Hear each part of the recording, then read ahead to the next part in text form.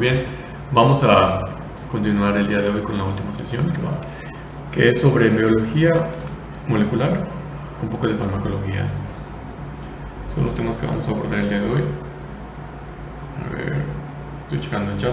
Bien, ya lo tengo en la mano.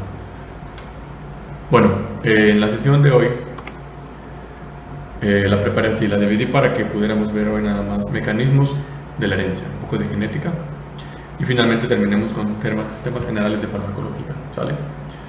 En las clases pasadas vimos microbiología, parasitología, algunos temas selectos, bacterias somos parásitos, también vimos en la primera sesión metabolismo celular, operación celular, un poco sobre las células, cómo se dividen y sus organismos.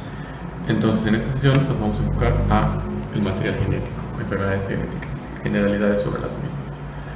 Bien, ¿qué tal Daniela Michelle? Buenas tardes. Vamos a empezar con la parte del material genético. Ya vimos cuando analizamos la célula, el núcleo celular, sus componentes, sus estructuras, funciones generales, cómo se sintetizan las proteínas, para dónde van, luego cuando vimos los carbohidratos, las proteínas y los lípidos, cómo funcionan estas biomoléculas estructuralmente, funcionalmente, ya sea como enzimas, como vitaminas, como minerales, como vitaminas, como hormonas, como mediadores de información, ¿no? Entonces, ahorita vamos a aterrizar esto a la parte del genoma. Está interrelacionado y la secuencia de información que hemos visto, esta sería la última porción de estos datos o de esta información que hemos analizado, ¿no? Entonces, cuando hablamos del núcleo celular, anteriormente vimos que ahí se encontraba pues la información contenida para que se pudiera reproducir una célula y pudiera generar descendencia, que a largo plazo y en vistas generales o más amplias determina la herencia, el intercambio de información entre especies o interespecie, lo que culmina en el aumento de la población, ¿no? Que en este caso hablamos, en el caso del ser humano, la multiplicación de la población, el nacimiento y el parto. Todas estas funciones están determinadas aquí, en esta estructura que se encuentra dentro del núcleo, que es el ADN. Todo lo que es el material genético está englobado principalmente en esta estructura helicoidal, que es muy popular y muy famosa y ustedes seguro ya conocen. Vamos a hablar sobre generalidades del ADN, ¿sale? Cuando vimos azúcares, para recordar, analizamos que en el ADN tenemos una azúcar pentosa. El azúcar pentosa se encuentra en la cadena de la doble hélice del ADN y también en la del ARN, que es esta de aquí, ¿sale? Cuando hablábamos del ADN hablábamos de una desoxirribosa, es decir, es un azúcar, un desoxiazúcar. Y cuando hablábamos del ARN hablábamos de un azúcar, de una ribosa normal, no desoxi. También dentro de los nucleótidos se encontraban algunos elementos proteicos que formaban estas cadenas y algunos grupos de fosfatos que contienen varios elementos orgánicos que ahorita vamos a analizar un poquito más a fondo. ¿Okay? Esto es para relacionar con lo que ya hemos visto, cómo los azúcares, las proteínas, los lípidos vienen a formar parte de estas estructuras, funcionalmente hablando y estructuralmente hablando. En general, cuando hablamos del ADN, hablamos de esta estructura helicoidal tan popular que conocemos, que es famosa y casi conocida por todo el mundo. Ahora, ¿para qué sirve? En general, se utiliza para la síntesis de las proteínas. Si bien el ADN de la célula está construido en base de nucleótidos y en toda su estructura, cada una de sus partes tiene la función de elaborar una proteína específica para un órgano específico, para un tejido específico, para una célula específica. Algo muy curioso y algo muy interesante y que les puse aquí es que solamente el 2% de nuestro ADN es funcional. Es decir, el 98% del material genético de la célula eucariota no se conoce su función, al menos hasta ahora. Es decir, de todas las cadenas de los miles de millones de nucleótidos y de bases que se encuentran en el núcleo celular de las células eucariotas, de cualquier célula, de cualquier tejido de nuestro cuerpo, solamente el 2% de esta información contenida en el ADN nos va a servir para sintetizar las proteínas, que ya vimos para qué funcionan, para qué sirven y por qué son las protagonistas, ¿no? de nuestro organismo y de cualquier organismo vivo. Entonces, ahí hay una información que es poco conocida y muy inusual y que todavía es una causa de preguntas en la comunidad científica, ¿no? Entonces solamente el 2% de nuestro ADN es funcional, ¿sale? Bien, esa es su principal función. ¿Cómo se realiza la función la multiplicación del material genético? En primera instancia, cuando hablamos del trabajo del genoma molecular de la propia célula, este va a funcionar mediante los procedimientos que se llaman transcripción y traducción, que a grandes rasgos y de manera general, la transcripción y la traducción se podrían interpretar como, en primer caso, la transcripción, la síntesis de la información contenida en el ADN para procesar y para producir ARN, que es el ayudante, por decirlo así, de esta molécula, que también contiene información para la síntesis de las proteínas. Entonces, la transcripción es un proceso por el cual se va a elaborar el ARN, que también contiene información para elaborar proteínas. Y finalmente, la traducción, contenida en la información en las cadenas de nucleótidos del ADN, va a servir para la formación de las proteínas. Entonces, la transcripción es el desdoblamiento del ADN y la interpretación de la información para que el material genómico, la información contenida en esos paquetes de información, permitan elaborar a este ayudante que es el ARN, mismo a través del cual después, en la traducción, se van a elaborar las proteínas. ¿Okay? A grandes rasgos, así interpretaríamos los mecanismos de perpetuación de la información del material genético, con la transcripción y la traducción. Ahora, si nos vamos un poquito más para atrás, el ADN tiene otra función, que sería la de la replicación. La de la replicación ya la han analizado ustedes probablemente en biología cuando vieron la mitosis celular y todo esto. La replicación es un proceso en el que se divide toda la cadena del ADN, es decir, se duplica y se copia.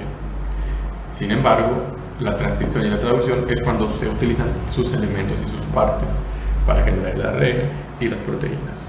Entonces, estos son los tres procesos principales por el cual el material genético se perpetúa, se multiplica y se mantiene en nuestra cadena evolutiva. ¿Okay? Hablando de la reproducción celular, es una replicación del ADN, una replicación genética, la mitosis, meiosis, todo esto, ¿no?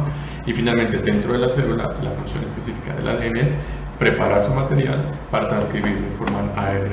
Y luego ese ARN, con la información genética contenida en el ADN, utiliza diversas enzimas y proteínas para traducir esta información y generar nuevas proteínas estructurales y funcionales. Bien, dentro de las generalidades del ADN, ¿dónde lo podemos encontrar? Ya habíamos visto que principalmente lo encontramos en el núcleo, ¿okay? En el núcleo de las células eucariotas. En las células procariotas se encuentra en el citoplasma, en una especie de compartimento que se denomina nucleoide. También lo podemos encontrar en las células eucariotas y procariotas en las mitocondrias. El ADN mitocondrial es diferente al ADN celular normal. Y finalmente en las plantas se puede encontrar en los cloroplastos, que es donde se realiza la fotosíntesis. Como una base de información comprimida, el ADN es una mega biblioteca, por decirlo así.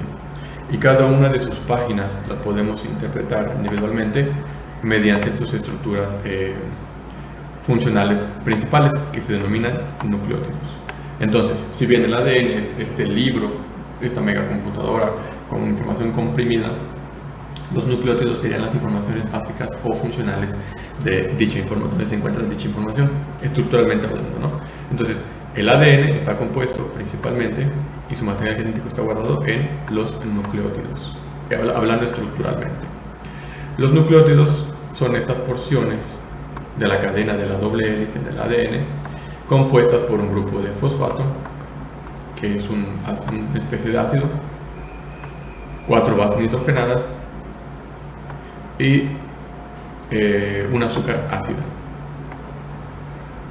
que es el ácido desoxirribonucleico, formando parte de la estructura de la cadena de la doble hélice. ¿Sale? Entonces, estos elementos conjugados, unidos químicamente a través de fuerzas de Van der Waals, enlaces de nitrógeno, que no vamos a analizar en este momento, son lo que determinan la estructura funcional y orgánica de lo que es el ADN. Entonces, los nucleótidos, para hacer un resumen, es esa unidad estructural básica que compone a la cadena de doble hélice del ADN. y se encuentra compuesto por una pentosa, que es un azúcar, un grupo fosfato, el ácido fosfórico en este caso, y las bases nitrogenadas. La timina, adenosina, guanina son estructuras funcionales de naturaleza proteica. Tenemos naturaleza proteica, naturaleza lipídica y naturaleza sacárida, azúcares, lípidos y proteínas, que como vimos anteriormente siempre van a ser unidades funcionales y estructurales de todas nuestras células. Ahora, ¿qué es lo relevante respecto al material genético? Denominamos genoma a toda la información que lo compone. El genoma es toda el paquete de información y de utilería que se va a utilizar para determinar el color del cabello, el color de la piel, nuestra estatura, la densidad ósea, la posición de los órganos, su funcionalidad, sus epitelios, sus tejidos conectivos, etc. Entonces, el genoma es toda esta información genética que está guardada en el ADN y que se va a interpretar después funcionalmente para que surja otro ser vivo. Llamamos también, dentro del genoma, podemos identificar a otro elemento que se denomina gen. El gen es otro segmento del ADN, ya no hablando del nucleótido, sino estructuralmente, sino más bien hablando de un segmento funcional e interpretativo. En los segmentos de las cadenas del ADN que contienen información específica para alguna estructura o función u órgano, a esa estructura funcional que está compuesta por varios miles de nucleótidos, se le denomina gen. Entonces, en los genes, esta cadena, este segmento de la cadena del ADN, con estos números X cantidad de nucleótidos, son los que van a determinar, por ejemplo, que determinado gen sintetice una proteína de manera tal que ésta se exprese y determine el color de la piel, el grado de melanina que vamos a producir en nuestro epitelio, en el tejido, en el sistema tegumentario, ¿no? Y así miles de ejemplos que podemos dar. Entonces, el gen es la unidad funcional, no estructural como lo era el nucleótido. En general se considera que estos segmentos del ADN engloban aproximadamente 32.000 unidades que han sido identificadas en el ser humano y que pueden expresarse de manera que a través de esta expresión podamos encontrar estos detalles minúsculos que se van a expresar como todas las características que componen a una persona, a un individuo o a un animal o a cualquier planta, ¿no? Cuando hablamos también del material genético, de sus componentes, además de los estructurales y funcionales, podemos destacar entre ellos, ya vimos al ADN, a los nucleótidos, pero también hay otro elemento muy importante que debemos conocer, que es el cromosoma, que se relaciona estrechamente con la cromatina, que les puse aquí. Los cromosomas, en el caso del ser humano, son 23 pares, lo que determina que son 46 cromosomas. 22 pares son determinados autosomas, es decir, no determina la sexualidad o el género, y hay un par que es el sexual, dándose el número 23, ¿no? De los pares de los cromosomas humanos. Dependiendo de la especie, los cromosomas pueden variar. Dependiendo del organismo al que estemos haciendo referencia, los cromosomas pueden variar. En el caso del ser humano siempre van a ser 46 cromosomas, en una persona obviamente sana, de sus 23 pares, de los cuales, repito, 22 le llamamos autosomas, y son los que van a determinar todas las características alusivas a lo que ya les había mencionado, que es color, altura, densidad ósea, orgánica, muscular, piel, lo que sea. Y hay un par, el cromosoma XY, que es el par sexual, que determina el género. Normalmente los cromosomas son estas estructuras que son populares en los libros de manera esquemática, se representan como una X, y estos tienen una característica que es una estructura en donde el ADN está condensado y organizado, y que solamente va a ser visible cuando la célula está en división, es decir, en la mitosis. En un estadio normal, en una célula que está realizando sus funciones estructurales y orgánicas en un tejido y no se está dividiendo, el cromosoma no se puede apreciar. Ese solamente se va a ver mediante estudios microscópicos durante la fase de mitosis. Entonces, normalmente la información genética, el ADN, no se va a encontrar en una célula en forma de cromosomas, sino que lo vamos a encontrar en forma de cromatina usualmente. ¿Okay? Tampoco es común encontrar el ADN libre. Esta es otra característica del material genético humano. El ADN no está libre, normalmente está plegado.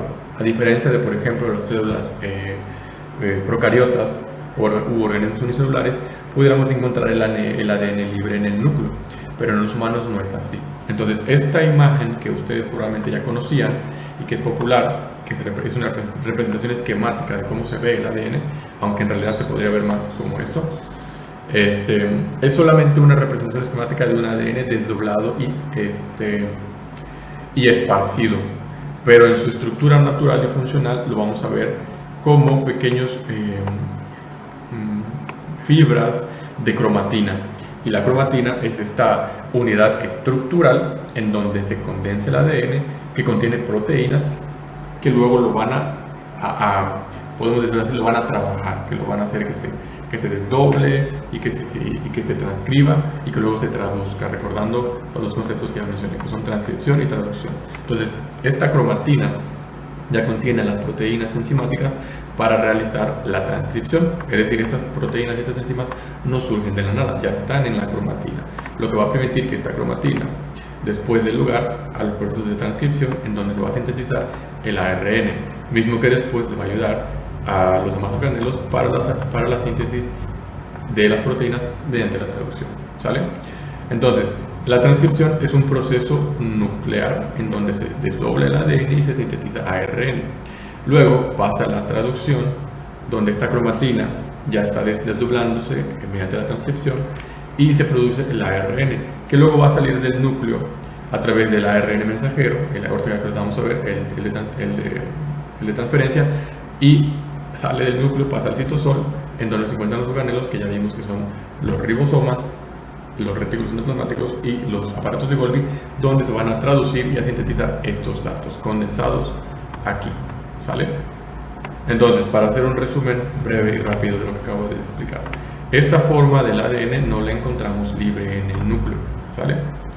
La doble hélice, sino que la vamos a encontrar en estos estadios, el 2, el 3 y el 4. Y el cromosoma solamente lo vamos a poder apreciar cuando la célula está en división. Entonces, en una célula funcional de cualquier tejido, ya sea de la piel, el tejido conectivo, epitelial, nervioso, normalmente vamos a encontrar el material genético, los componentes del genoma, en esta forma de aquí. Se me fue. ¿Sale? Entonces, estructuralmente hablando, así se puede apreciar el ADN. Sus unidades estructurales básicas son los nucleótidos, compuestos por las pentosas, los fosfatos y las 4 bases nitrogenadas. Y orgánicamente lo vamos a encontrar siempre en la cromatina condensada, expresando su funcionalidad mediante la transcripción para la producción del ARN en el núcleo. Cuando se inicia la traducción proteica, la segunda fase, es donde entra el ARN, y eso ya es fuera del núcleo. Y entonces el cromosoma se va a apreciar cuando se esté realizando la fase de replicación del ADN, cuando se copia por completo, no cuando está produciendo proteínas para la estructura de la célula y de los demás tejidos. ¿Okay? Bien, este es uno de los principales componentes del material genético, el ADN con sus nucleótidos, con su cromatina y su cromosoma. Estos son los principales elementos que debemos conocer que componen el material genético. Vamos a pasar ahorita a lo que es el ARN, que es el segundo más importante, y sus características, ¿sale?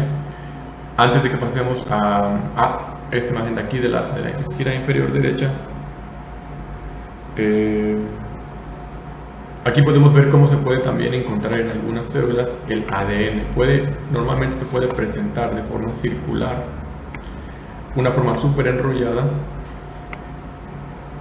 y ultra condensadas. En algunas células, en algunos tejidos, se puede encontrar dentro del núcleo plegado de esta manera. Es decir, estructuralmente hablando, se puede percibir microscópicamente al ADN o la cromatina en estas presentaciones de aquí.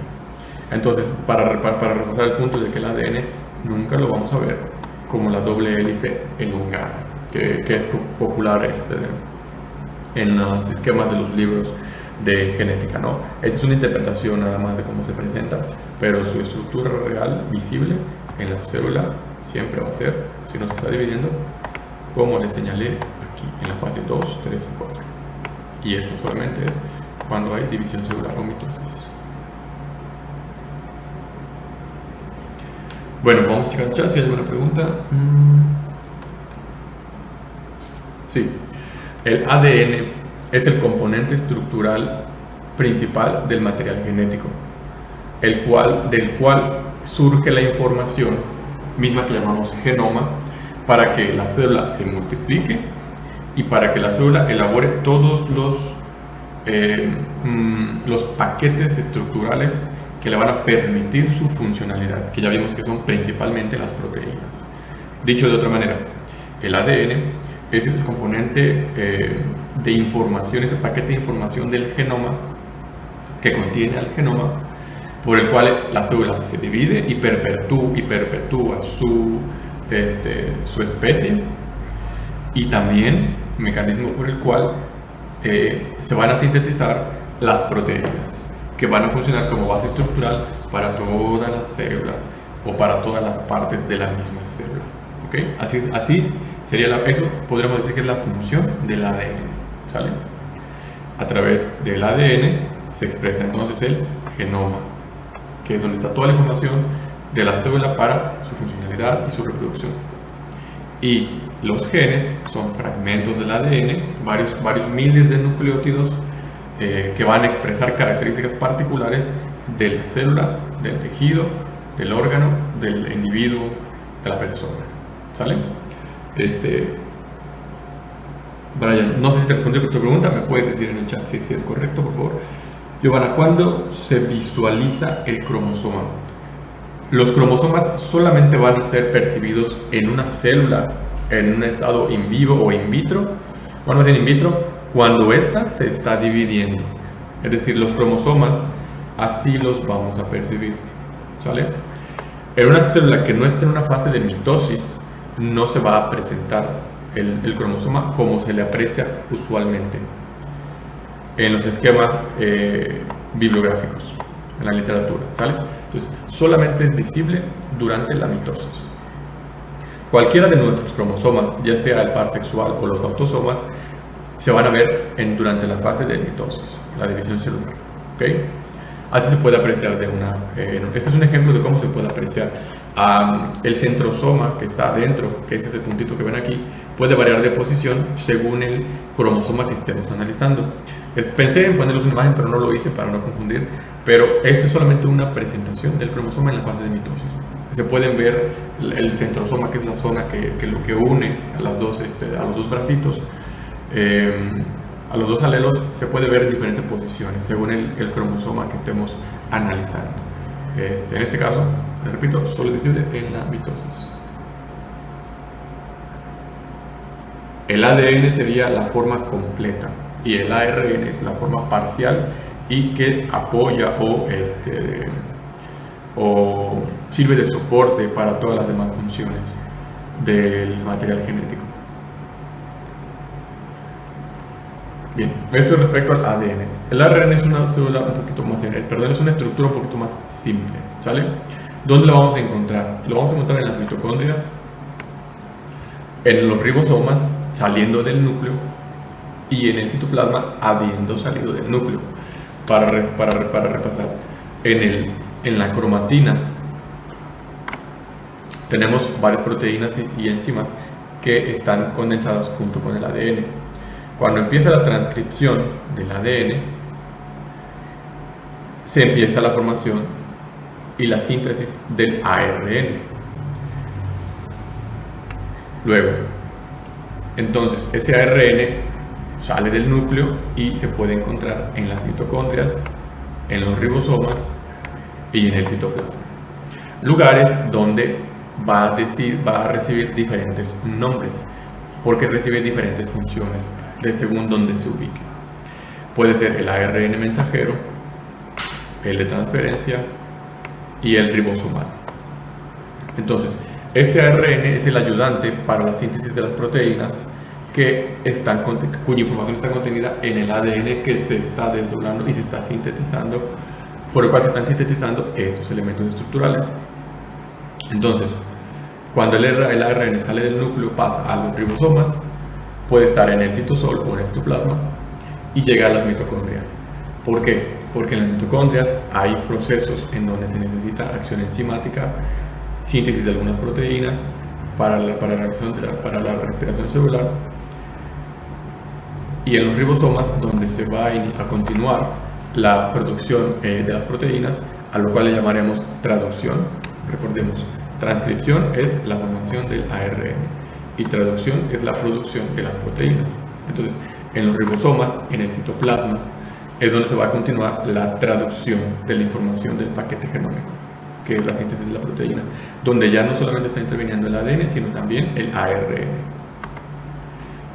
Por esa razón, entonces, es que tenemos un ARN mensajero, que es el que va a sacar la información contenida en el ADN, este paquete de nucleótidos organizados de cierta forma, esta información genética, el ARN la va a llevar hacia los ribosomas, y de ahí en el ribosoma, es donde se va a completar la formación de la proteína.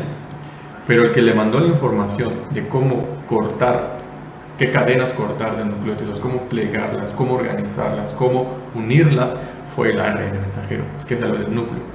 Entonces, ese ARN mensajero llega al ribosoma, y en el ribosoma hay un ARN ribosomal, que es el que va a plegar dentro del ribosoma las proteínas, los nucleótidos, las bases de las proteínas, los aminoácidos de X o Y forma, para que se produzca una proteína o una enzima específica que luego va a expresar una función dentro de la célula o fuera de la misma. ¿Sale? Entonces ahí tenemos el ARN mensajero, que es el ayudante. El ARN de transferencia es otro ayudante, pero este ya es como un fabricador. El primero solamente va a llevar el paquete de información del ADN. El ADN le va a decir al ARN mensajero: este número de nucleótidos organizados de esta manera, con este tipo de secuencias, mándalo para el ribosoma para que haga, por ejemplo, una enzima para que pueda digerir la glucosa, esta célula. Entonces el ARN mensajero saca esa información del ADN, la copia, la saca y la lleva al ribosoma. Y en el ribosoma se realiza por el ARN ribosomal y el de transferencia la estructuración o la traducción de esta información. ¿Sale? Así es como lo podemos interpretar funcionalmente hablando. Ahora, entonces, el ARN tiene más versiones que el ADN, más formas de presentación. Aquí les puse solamente 3. Hay como 6 tipos diferentes de ARN, algunos más complicados de entender, ¿no? Otra cosa muy importante es que el ARN también se va a encontrar en el citoplasma, además de estar ayudando a los demás organelos a producir, donde se produzcan las proteínas. También tiene funciones de enzima, tiene funciones de metabolito y tiene funciones como de marcador. O sea, las células, cuando se topan las células con él, lo pueden interpretar como un marcador de pared, etc. Entonces, tiene múltiples funciones porque es un ayudante secundario. En cambio, el ADN nada más va a tener la información para que se inicie todo este proceso y para que se pueda autorreplicar. ¿Okay? Entonces, aquí tenemos tres de las funciones que acabo de mencionar del ARN. Síntesis de proteínas como ayudante. También es un ligando, es lo que le decía anteriormente. Un ligando es una estructura que va a ayudar a que otras estructuras lleguen a una posición o a una forma o a un lugar. ¿Okay? Y también va a tener una función enzimática, ¿okay? En algunos casos, en algunas células. Por esa razón es que el ARN es más abundante en la célula. Además de encontrarlo en el núcleo, lo encontramos en el citoplasma y en varios organelos. Si bien en el ADN se encuentra toda la información genética para la funcionalidad estructural y funcional de la célula, va a haber una mayor cantidad de ARN circulando en la misma, porque es como el gerente de esta estructura. Él se va a encargar de organizar esta funcionalidad. ¿Okay? Las diferencias principales que tiene el ADN con el ARN, además de su organización estructural, es que este está compuesto de un ácido ribonucleico, es decir, una azúcar pentosa que no es una desoxiazúcar, es una pentosa normal. También tiene un grupo fosfato, que es un grupo ácido, y tiene ahora 4 bases nitrogenadas, pero en vez de la timina tiene el uracilo. Esa es la única diferencia entre los dos, además de que es una hélice y no una doble hélice, perdón.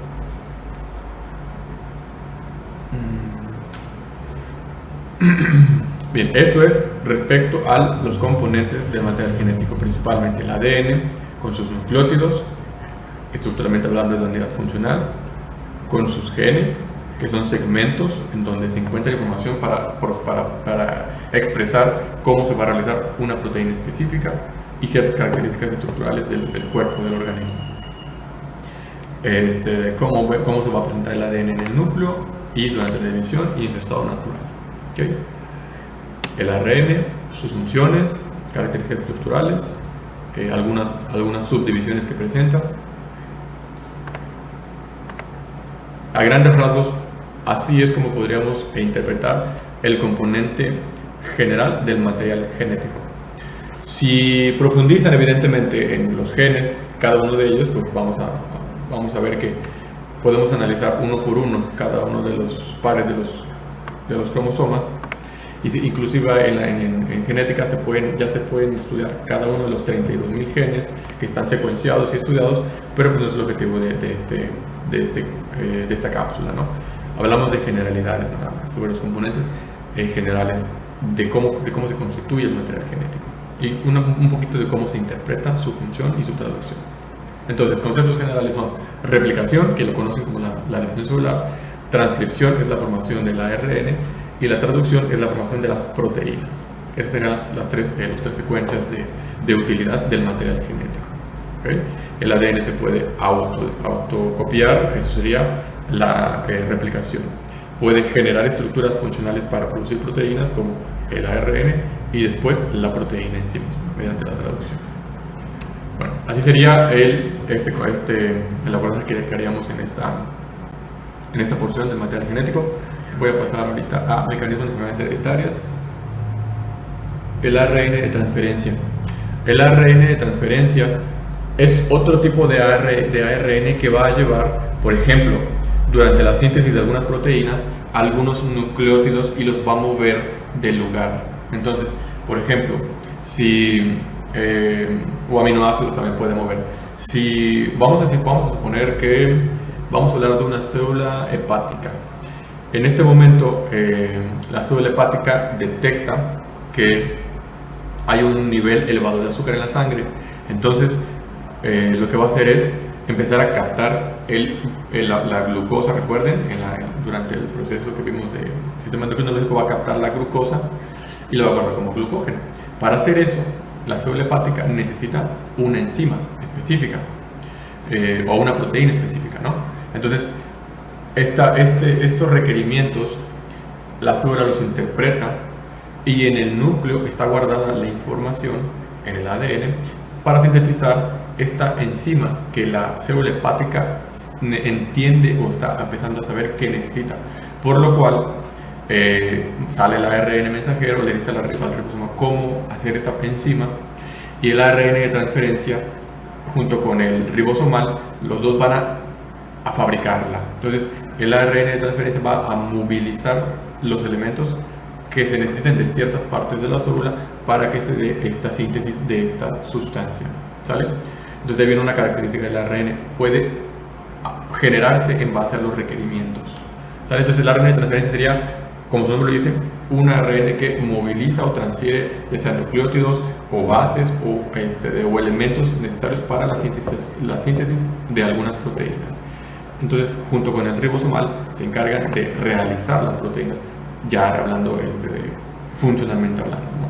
Entonces, el mensajero solo lleva la información, pero no elementos para que se haga. El de transferencia y el ribosomal sí llevan elementos estructurales para que se fabrique esta proteína, o esta enzima, o lo que se necesite, ¿no? Entonces, Camila, así es como sería el ARN de transferencia. Estas son interpretaciones generales de cómo funcionan estos componentes del material genético. También los voy a pasar el libro de el autor del que tomé esta información, y van a ver que es algo mucho más complejo, ¿no? Pero les repito, el objetivo de esto no es que profundicen a ese nivel, sino que interpretamos el panorama general, ¿sale? Cómo lo interrelacionamos con lo que ya hemos visto y que tengamos un vistazo, un esquema del tema en sí. Y ya luego podemos profundizar al nivel que quieran, que lo van a hacer después en la licenciatura, no en la facultad. En fin, así es como se haría la expresión funcional de los componentes generales del material genético humano, en este caso, ¿no? Y eso se relaciona entonces con los mecanismos de las enfermedades hereditarias. El material genético, durante la síntesis de una proteína, durante la síntesis del ARN o durante la duplicación del ADN, en la replicación del genoma, puede suceder un daño molecular. Hay diferentes mecanismos por el que se dan los daños moleculares. En el caso de las enfermedades hereditarias, el daño molecular viene por un gen defectuoso, es decir, por una sección del ADN que se copió mal. Es decir, hubo un error, algún ARN, el mensajero o el de transferencia o el ribosomal, en alguna célula cometió un error y alguna de las paredes del ADN durante la división celular o durante la replicación de una proteína tiene un detalle que no sigue la secuencia natural de los nucleótidos expresados por la información que contiene el gen. ¿Okay? Entonces, los mecanismos de las enfermedades hereditarias suelen ser mediados por daños moleculares, estructuralmente hablando del ADN principalmente, o de alguno de sus elementos. Puede ser una lesión en el ADN, en el ARN, o ya sea algún tipo de ARN, mensajero, transferencia o de cualquier tipo, lo que va a ocasionar que la expresión de las proteínas se dé de forma anómala, lo que desarrolla después ciertos signos y ciertos síntomas. Entonces, otra forma de daño molecular es mediante la mutación de un gen, es decir, que alguna porción de la cadena de la doble hélice sufra alguna variación estructural. La mutación genética puede tener muchas causas. Cuando hablamos de daños a los genes, puede ser por radiación ionizante, por el uso de algunos medicamentos que son mutagénicos, etc. Pues ahorita no es el objetivo de esta clase que lo analicemos, sino más bien cuáles son los mecanismos por el que se va a dar. Entonces son daño molecular y mutación genética, los principales mecanismos de las enfermedades hereditarias. ¿Okay? Recordando pues que el ADN sufre una replicación cuando se está dividiendo la célula y durante ese proceso de replicación pueden haber errores funcionales, lo que va a determinar entonces que haya en las células siguientes, en las células hijas, un daño molecular, ¿okay? O una mutación genética. Esto puede ocurrir durante la replicación del genoma, cuando las células se están dividiendo. Pero también puede suceder cuando se está transcribiendo la información que está contenida en el ADN, es decir, durante la síntesis del ARN o de alguna proteína. Ya sea en cualquiera de las cadenas de producción o de duplicación celular, pueden haber algunas fases o algunas porciones en donde haya un error, y es donde inician esas enfermedades. El ADN tiene mecanismos para reparar estos daños o estos errores mediante recombinación y reparación.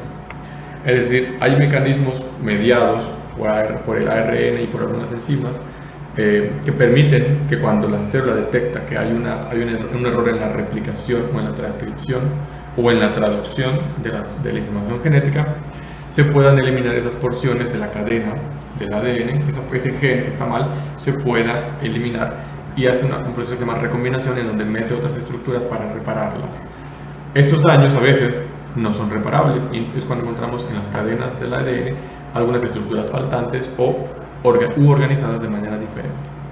La recombinación y la reparación son dos mecanismos para evitar la expresión anómala de un gen o de un daño estructural. Aquí puse un resumen entonces de las fases en las que pueden ocurrir errores que van a desencadenar enfermedades hereditarias, que son la replicación, cuando se va a copiar el ADN a sí mismo durante la mitosis; la transcripción, cuando se está sintetizando el ARN para que luego se sinteticen las proteínas. Pueden haber error en el primero, en el segundo o en el tercer paso. Durante la traducción, cuando la información que el ARN ya va a interpretar del ADN para formar proteínas se malinterpreta o falla de alguna manera. Estos tres mecanismos son las vías por las cuales van a suceder enfermedades hereditarias. ¿Okay? A manera general, así es como se expresaría. Ahora, ¿Cuáles son o cómo se pueden clasificar las enfermedades genéticas? Tenemos tres tipos principales, ¿ok? Les puse tres aquí, que son las monogénicas, las poligénicas y las mitocondriales. Todas estas tienen características asociadas a algunos genes o a características multifactoriales mediadas por el ambiente o con organelos. Vamos a empezar con lo más sencillo. Vamos a empezar de abajo para arriba. Algunas enfermedades se llaman mitocondriales y están asociadas estrechamente nada más con la madre. Y la razón de esto es que cuando se expresa la información contenida en el ADN de todas las células, tanto de hombre como de mujer, contienen información que viene más bien de la madre. ¿Cómo se va a sintetizar una proteína? La información contenida en los genes del núcleo, tanto de hombres o de mujeres, que tiene que ver con la elaboración de las mitocondrias, de todas las células que tengan mitocondrias en el cuerpo, la información viene dada solamente por la madre. Es decir, los genes maternos tienen en el ADN, los genes maternos tienen en el ADN estas porciones funcionales que dicen cómo se va a elaborar en todas las células del cuerpo de sus hijos las mitocondrias. Entonces, cuando hablamos de enfermedades genéticas, enfermedades hereditarias, este tipo de enfermedades, las mitocondriales, solamente surgen de la herencia materna, porque nuestras madres fueron las que nos heredaron la información. Sus genes decían cómo se iban a generar y fabricar nuestras mitocondrias. En los genes, es decir, en esta porción de nucleótidos de la doble hélice, ese pedacito de la doble hélice que decía instrucciones de cómo generar una mitocondria, ahí puede haber un error. Entonces, si los genes de nuestras madres tienen algún error, si una cadena del ADN de nuestras madres tiene un pequeño error en las instrucciones, en la secuencia de pasos de cómo fabricar estas mitocondrias, nuestras mitocondrias van a venir con un error funcional o estructural por el cual van a desarrollarse algunas enfermedades, ¿okay? Entonces, esta es una de las vías por las cuales, por ejemplo, la mutación de un gen materno o el daño molecular de un gen, el daño molecular de la estructura del ADN, que decía específicamente cómo iba a fabricarse las proteínas, las mitocondrias nos pudieran entonces a nosotros desencadenar una enfermedad hereditaria por esta vía, ¿sale? Esto es nada más un ejemplo, ¿sale? Hay muchas enfermedades mitocondriales, aproximadamente se conocen como 20, ¿okay?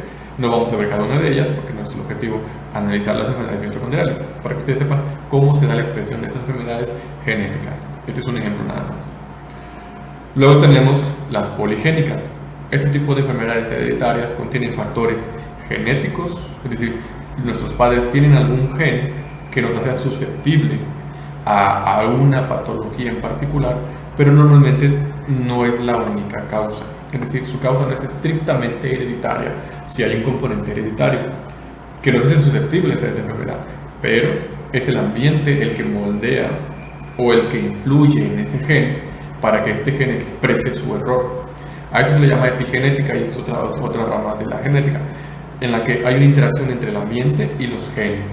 Entonces, aquí les puse 3 ejemplos de enfermedades poligénicas, es decir, que tienen factores hereditarios. Uno de ellos es el cáncer, otro de ellos es la diabetes y otro es la hipertensión. Hay muchos más, inclusive, por ejemplo, hoy se considera, ya es alguna información bastante sólida, que la obesidad también puede ser una enfermedad con factores hereditarios. Es decir, algunos de ustedes o nosotros, o yo por ejemplo, pudiéramos tener un gen por ahí que dice cómo nuestro cuerpo va a metabolizar las proteínas y las grasas. Qué tan eficiente, qué tan rápido y qué tan bueno va a ser para metabolizar las proteínas y las grasas. Recordemos que es el gen, es una porción del ADN, ¿okay? Una secuencia de nucleótidos con la información contenida en esa secuencia para que hagamos algo. Entonces, probablemente mi papá o mi mamá tienen un gen por allí que dice cómo se van a sintetizar las proteínas y las enzimas para que nuestro hígado, nuestro intestino absorba, metabolice, excrete y maneje las proteínas. Pero esta información de nuestros padres por alguna razón viene ya de anteriormente de manera ya hereditaria y subsecuente, con unos detallitos que hacen que nuestro metabolismo de las proteínas, de las grasas, de los azúcares no sea tan bueno como el de otra persona, lo cual determina que yo, en este caso, en este ejemplo, pudiera tener una mayor susceptibilidad a desarrollar obesidad, a desarrollar diabetes, a desarrollar X o Y enfermedad. Entonces, si tengo el factor genético en contra, y además, como es de naturaleza multifactorial, también tengo el factor ambiental, y además soy un huésped susceptible, porque tengo mal hábito, porque no tengo tiempo para comer bien, etc. Entonces, todos esos factores, esos multifactores ambientales del huésped y genéticos, pues van a hacer que en mí se exprese este gen y empiece yo a desarrollar obesidad y otras enfermedades, ¿no? Lo mismo sucede con el cáncer. Por esa misma razón, durante los cuestionarios, las anamnesis a los pacientes, se les pregunta si hay antecedentes, porque hay algunos cánceres que tienen un componente hereditario muy elevado, ¿okay? Cáncer de colon, cáncer de mama, cáncer de pulmón, etc.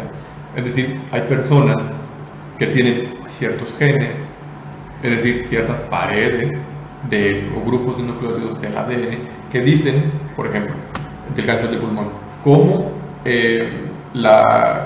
se van a sintetizar las proteínas de membrana y los líquidos de membrana y las enzimas de la membrana de la mucosa, de las vías aéreas y del parénquima del pulmón y de los tejidos del pulmón.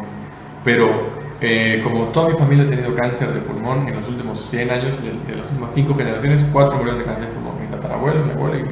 Entonces quiere decir que alguno de nuestros genes no está expresando mal alguna proteína o está produciéndola en menor medida o está haciendo que alguna enzima que normalmente está en toda la gente, que sirve para metabolizar ciertos desechos de la respiración durante la inhalación, pues como esa enzima no se está generando bien porque la información genética del ADN ya viene acarreando este error hereditario, probablemente yo tenga una enzima defensora que metabolizaría, por ejemplo, los gases que hay en el ambiente, ¿no? Pues como yo no la tengo esa enzima, porque la heredé, o la tengo en menor medida, más bien porque la heredé así, medio mal fabricada de mis padres, yo soy más susceptible a que si respiro ciertos gases o ciertas sustancias, pues mis pulmones, como no las pueden metabolizar bien, porque ya de mi familia vengo heredando ese gen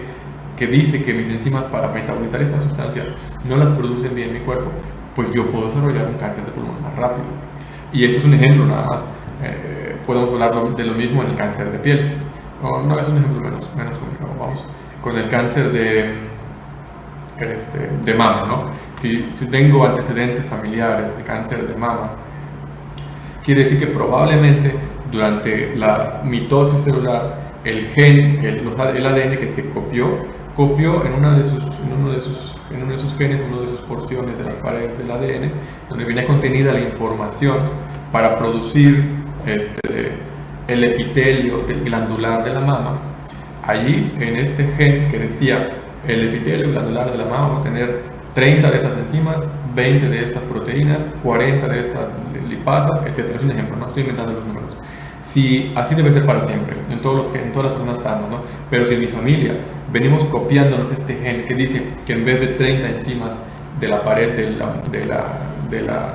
epitelio glandular de las mamas, en vez de 30, en mi familia solo se producen 10, entonces cuando el epitelio glandular de la mama funciona de X manera, se producen ciertos desechos que en mi familia, nuestros genes, esos desechos, como esa enzima no se ha producido en la medida correcta o se produce, a veces no se produce del todo, pues vamos acumulando cierto daño oxidativo, daño molecular, etcétera, etcétera, etcétera, y eso es una expresión genética que venimos trayendo desde atrás, ¿sale? Entonces, las enfermedades poligénicas tienen un componente de repito hereditario, pero que tiene que ver con la interacción con el ambiente. Por ejemplo, en el caso del cáncer de mama, ¿no? Si una mujer normalmente se golpea el pecho o tiene repetido traumatismo, presión por la ropa, o por los medicamentos o por las hormonas, etc., su propio cuerpo va a metabolizar todos esos daños y a procesarlos.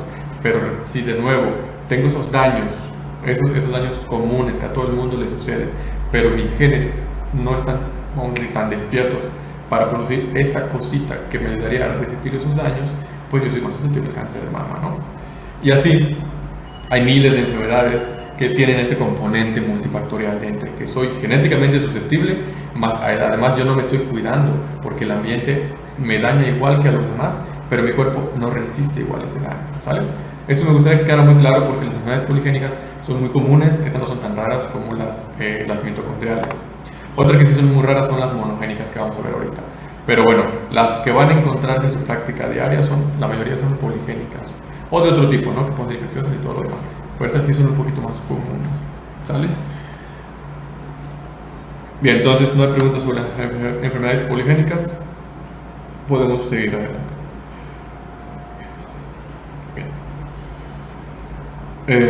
Bueno, otro tipo de enfermedades son las monogénicas. Estas tienen varias divisiones.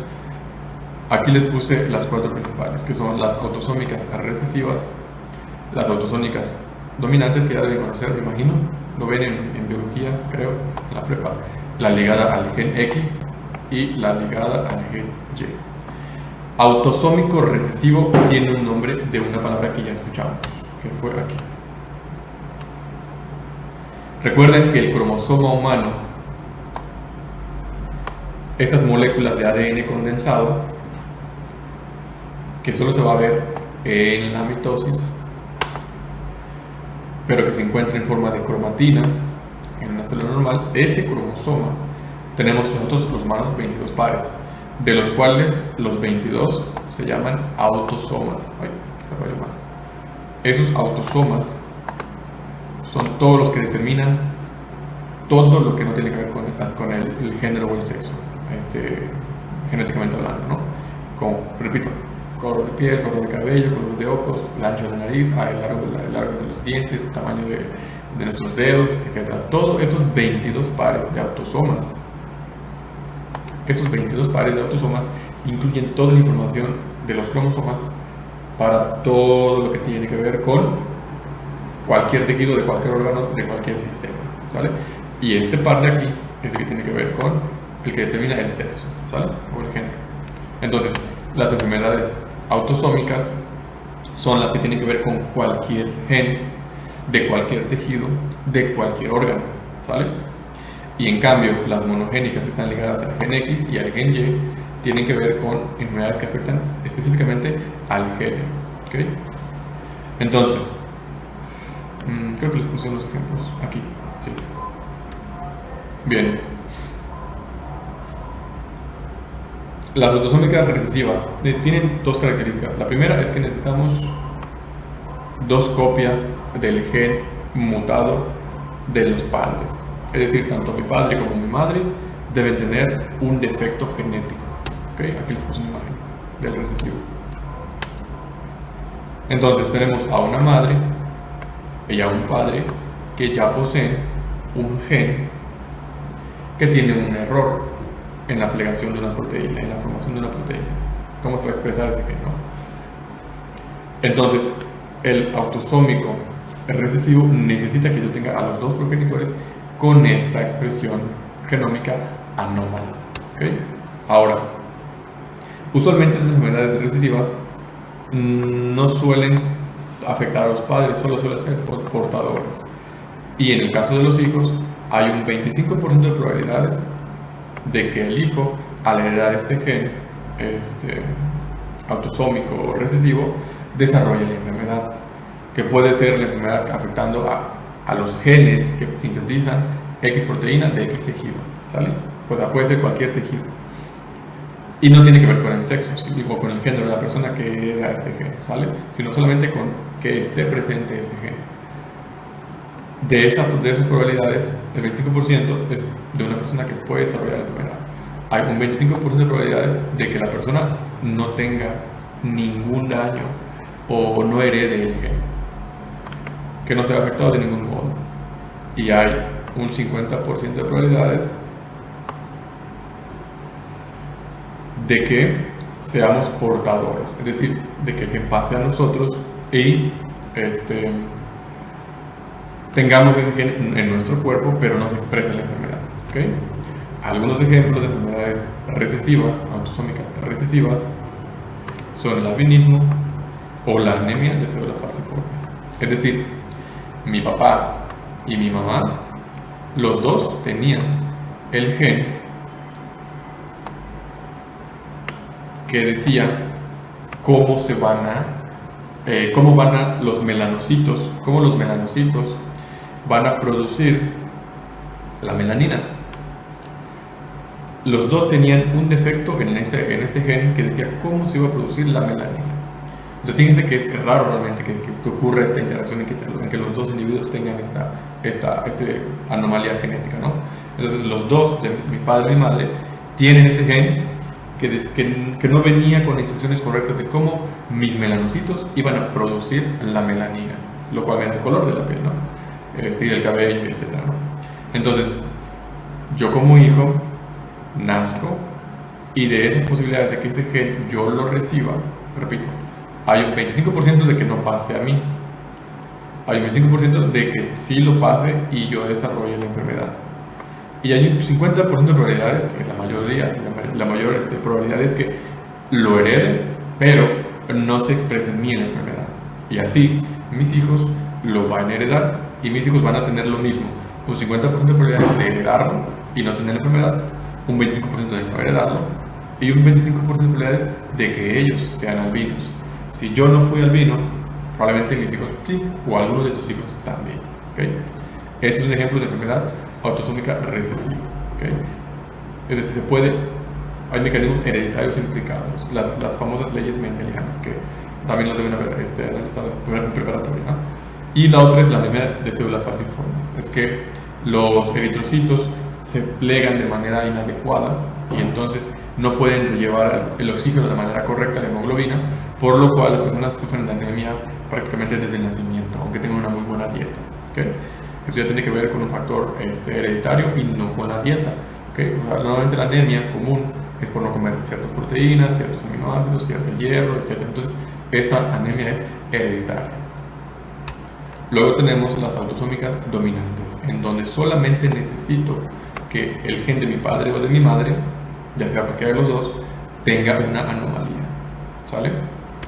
En este caso, el padre enfermo, que es gen XY, y la madre sana, XX, van a heredar uno solo de ellos este gen.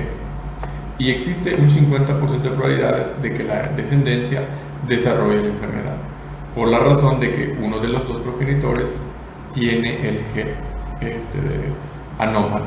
¿Sale? Aquí es un poco más complicado. En las enfermedades autosómicas dominantes hay una mayor probabilidad de desarrollar la enfermedad. Por ejemplo, retinoblastomas, osteogénesis imperfecta, y hay una lista muy larga de enfermedades que pueden ser autosómicas dominantes. ¿Qué quiere decir esto y para qué sirve en la práctica? Si ustedes tienen algún familiar que tenga un antecedente de estas enfermedades, probablemente tengan, estadísticamente hablando, una mayor probabilidad de incidencia. Y eso implica, evidentemente, la intervención temprana, ¿okay? Que es el objetivo principal. ¿Es la herida? Sí, sí. Nos tenemos un minuto, ahorita regreso. ¿Tiene paciente?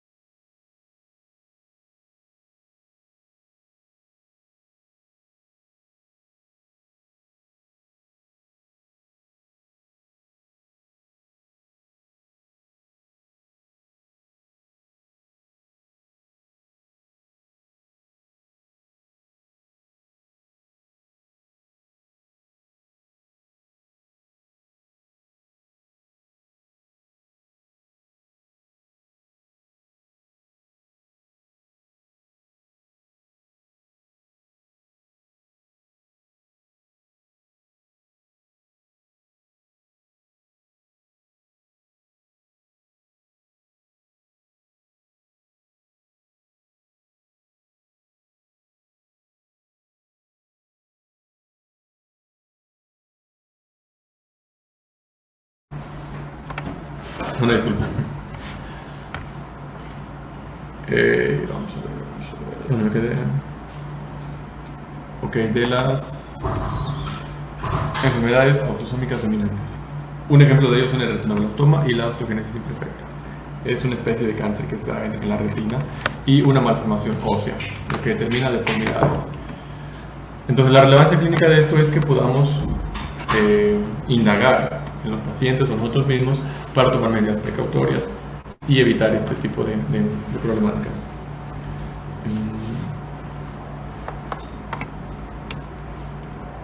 Vamos a ver. Luego tenemos finalmente de las monogénicas las ligadas al gen X y las ligadas al gen Y, en donde el gen mutado está en el cromosoma X, ¿okay? Y normalmente estas enfermedades suelen afectar a los varones, porque el varón solamente tiene una copia del cromosoma X aquí.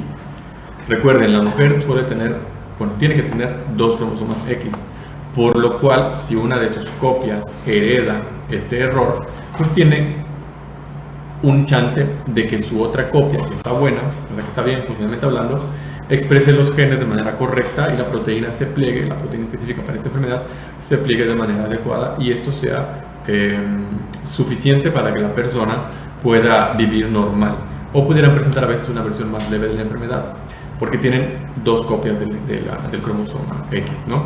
Ahora, en cambio, los varones, si tenemos una mutación en el gen X y solamente tenemos un gen X, porque el otro es Y, eso quiere decir que en el 100% de los casos, con mayor probabilidad, vamos a desarrollar la enfermedad, ¿sale? Recordando entonces que si mi gen X es el único que tengo y el que herede mal, tiene esa anomalía, la expresión de la enfermedad es muy, muy elevada, ¿okay? Es muy probable. Luego, en el caso de los genes de la enfermedad genética monogenética ligada a Y, lo que está mutado en este caso es el gen Y, y también suele tener una mayor incidencia en los varones, y la razón está o es que la mujer no tiene el gen Y, ¿okay? La mujer, volviendo a esto, es gen XX y nosotros tenemos el gen XY, mismo gen que es el que determina el género del feto, ¿okay? Por lo cual podemos heredar nosotros esta enfermedad a nuestros hijos varones principalmente, ¿okay? Bien, esto es lo alusivo a el tema de la cápsula de genética y mecanismos de la herencia, ¿sale? Vimos ahorita ADN, sus componentes básicos, el nucleótido, el cromosoma, los genes, la cromatina, dónde se encuentra, el ARN, cómo se expresa, y esta porción de aquí, que son las enfermedades hereditarias. Voy a revisar el chat antes que vayamos al receso y luego pasamos a farmacología. Giovanna, en el recesivo, vamos a ver dónde está, aquí, en el recesivo hay un 25% de probabilidades de no heredar, así es, 50% de que sí y 25%.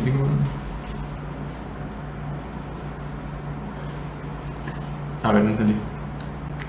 En el recesivo tenemos un 25% de probabilidades de que tengamos una afectación sintomática, es decir, que nuestro gen exprese la enfermedad con signos y con síntomas.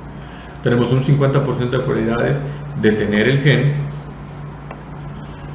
de tener ese gen en nuestro genoma, esta cadena de nucleótidos en la cadena del ADN, tener esa información mal expresada, pero sin llegar a afectarnos. Es decir, somos portadores del gen, pero no expresamos la enfermedad. Tenemos un 50% de estar en ese grupo, de tener el gen anómalo sin enfermarnos. Un 25% de tener el gen anómalo y sin enfermarnos.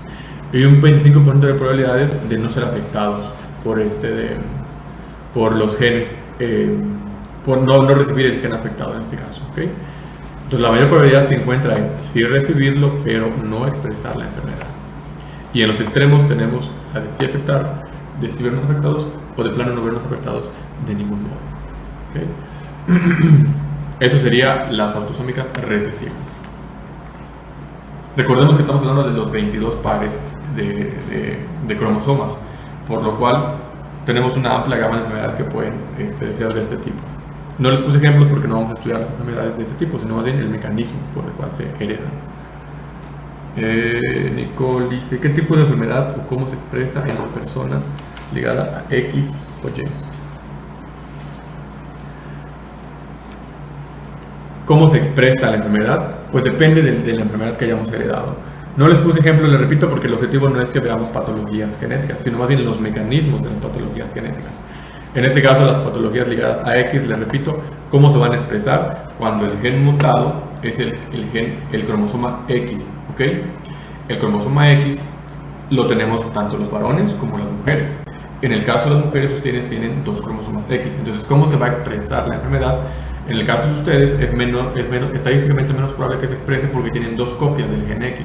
Entonces, si una de sus copias que heredaron de sus padres estaba mal, ustedes probablemente no desarrollen la enfermedad o desarrollen de una forma leve porque tienen otro gen X que va a expresar esos genes que si el otro estaba dañado, el otro sí lo va a expresar bien, ¿sale? En cambio, nosotros como varones tenemos el cromosoma X y el cromosoma Y.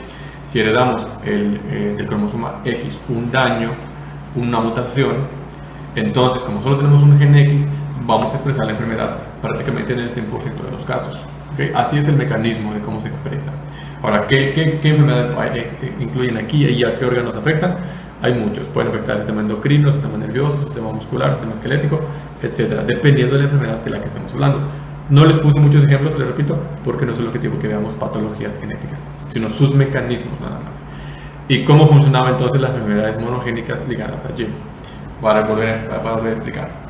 El gen que está mutado pertenece al cromosoma Y. En el caso de las mujeres, ustedes tienen XX, por lo cual al no tener este gen de este cromosoma, pues no van a expresar la enfermedad. Pero los varones, al tener este cromosoma XY, si el Y es el que está mal, vamos a desarrollar la enfermedad, ¿sale? Y también podemos pasar la enfermedad a nuestros hijos, sobre todo a los varones, porque como los varones determinamos el sexo del feto, al yo pasarle mi gen Y y que eso determine que vayan a ser un varón, automáticamente yo le estoy pasando a mi hijo varón la enfermedad, porque mi gen mutado es el cromosoma Y. Por otro lado, como yo determino como varón el género del neonato, del feto, perdón, si le paso el gen X, cromosoma X, va a salir una niña. Entonces van a ser una niña que no posee ningún cromosoma Y, por lo cual la niña no va a tener la enfermedad. ¿Me explico? Ese sería el mecanismo hereditario de las enfermedades monogénicas ligadas a los cromosomas sexuales, X o Y. ¿Vale? No puse muchos ejemplos, nada más les puse recesivos, 2 ejemplos, y dominantes, 2 ejemplos, para no ahondar mucho en esta parte y no nos confundamos. El enfoque no es que veamos patologías ahorita, ¿sale? No cualquiera. Tienen que investigar cuáles son las enfermedades ligadas a Y, ligadas a X. Son raras, la verdad, no puse por eso muchas. Son más comunes las recesivas y las dominantes. Tampoco les puse ejemplos de enfermedades mitocondriales. Son como 20, tampoco les puse ejemplos porque son muy raras. Las más comunes son las poligénicas, y por eso les di varios ejemplos. Lo del cáncer, la diabetes, y así como esas hay un montón más. Obesidad, hipertensión, síndrome metabólico, dislipidemias, etc. Pero no es el chiste que veamos patologías ahorita hereditarias, sino sus mecanismos, nada más, que fue lo que les traté de explicar ahorita, ¿vale? Bien, entonces, ¿alguna pregunta sobre esto? Vamos a hacer un receso. Sí, gracias, Nicole, a ti por prestar atención. Estamos pendientes, entonces vamos a hacer un receso ahorita de 20 minutos y regresamos para ver farmacología. Igual, son temas generales de farmacología. Si viéramos farmacología a fondo, no nos da el tiempo. Entonces, nada más les puse algunos ejemplos, algunas aplicaciones de clínicas o terapéuticas de los fármacos. El objetivo es que veamos luego generalidades, para que ustedes luego estructuren en sus lecturas los pequeños detallitos y los puedan ir rellenando sus huecos. Mi intención es que veamos, en este caso, vamos a ver grupos farmacológicos, vías de administración y algunas ramas de la farmacología y entender temas generales. ¿Sale? Entonces, nos conectamos de nuevo, voy a detener la presentación, nos conectamos de nuevo en 20 minutos, ¿sale? Nos estamos yendo 10 minutos antes, a las 5:30 les vería, por favor, 5:31. Sí lo repetimos, Nicole, regresando, ¿sale? Lo repetimos cuando regresemos, las poligénicas.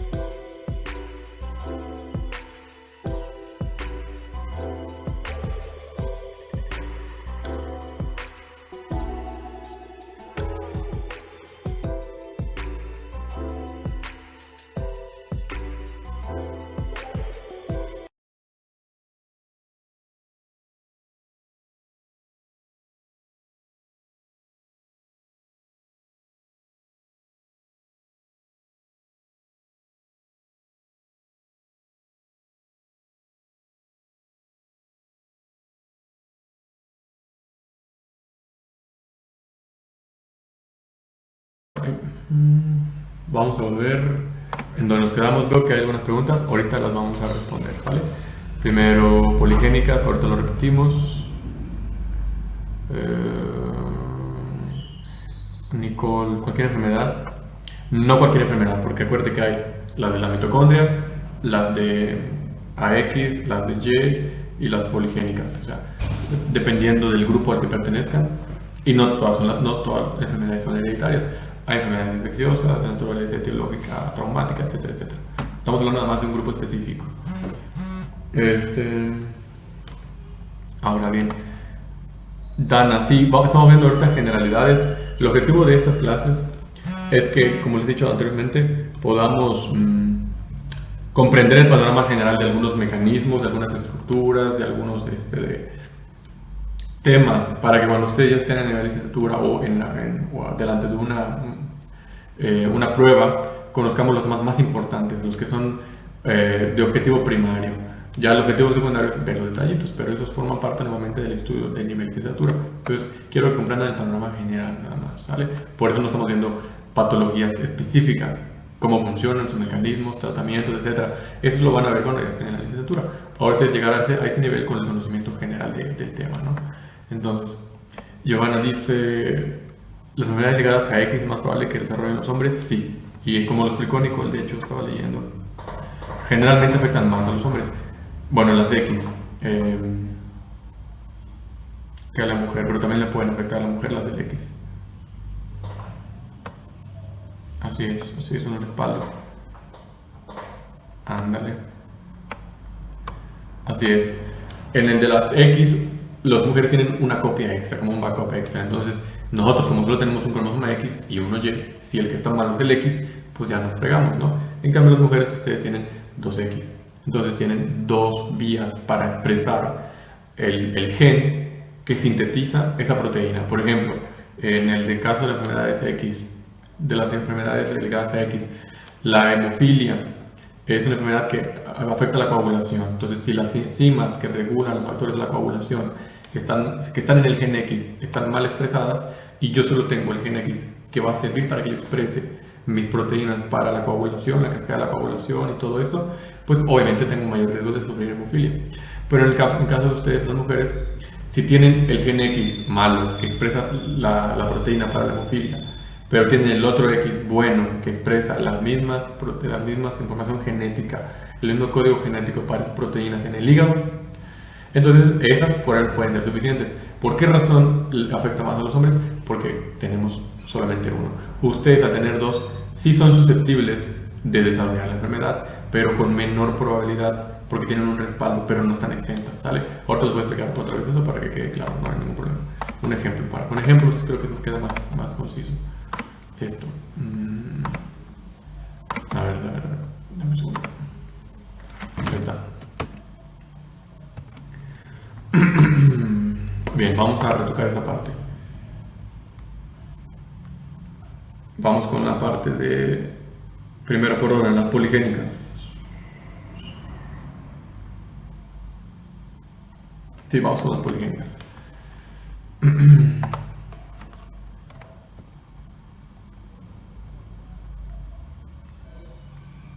No sé si les aparece.